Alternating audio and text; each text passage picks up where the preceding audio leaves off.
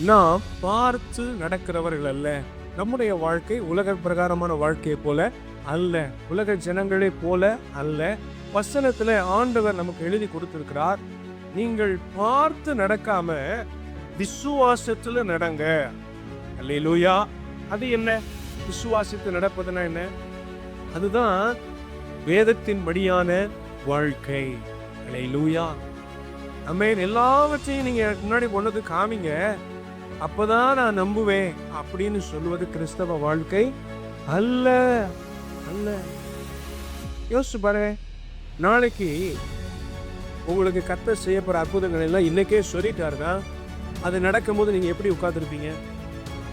சர்ப்ரைஸா இருக்காது அந்த வாழ்க்கை, மகிழ்ச்சியா இருக்காது, நம்ம சந்தோஷமா இருக்காது. அப்பவா இல்லையா?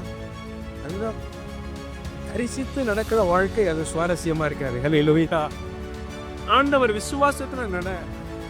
உள்ள பரிசுத்தவான்கள் எல்லாரையும் அப்படிதான் பை ஃபெய்த் ஒரு ஸ்டெப் எடுத்து வை.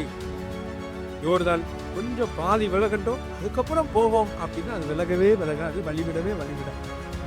நீ விசுவாசத்தோடு ஒரு காலை எடுத்து தண்ணியில வச்சா அடுத்த ஸ்டெப் என்ன போனோம்? உள்ள வழுகிட்டு போனோம், திறந்து வழி கொடுக்கிறாரு. ஹல்லேலூயா. இது விசுவாச நடை. விசுவாச நடை. இன்னைக்கு இதுக்குத்தான் கர்த்தர் நம்மை அழைக்கிறார். அப்ப பார்க்கிற காரியங்கள் எல்லாம் புரிஞ்சு சொல்லுவாங்கல்ல, காதுல கேட்பதெல்லாம் போய், கண்ணால கண்ணாதான் நம்புவேன். வேற ஒண்ணு கொண்டு வந்தா, கண்ணால பார்ப்பதும் போய், காதால் தீர விசாரித்து என்ன செய்ய போற? நீ என்ன புலனாய்வு விசாரணையா? தீர விசாரிச்சு வேதத்துல யாராவது கிளம்பி போனாங்களா?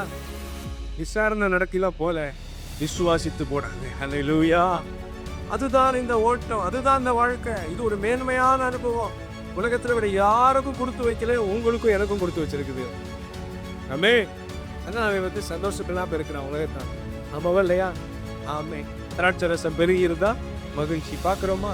அத்திமரம் துளிர் விட்டா மகிழ்ச்சி. ஆனா எங்களுக்கு அத்திமரம் துளிர் விடனாலும் மகிழ்ச்சி. ஏன்னா எங்களை எப்பயுமே நல்லா நடத்துற ராஜா இயேசு ராஜா எங்களோடு இருக்கிறார். ஹல்லேலூயா.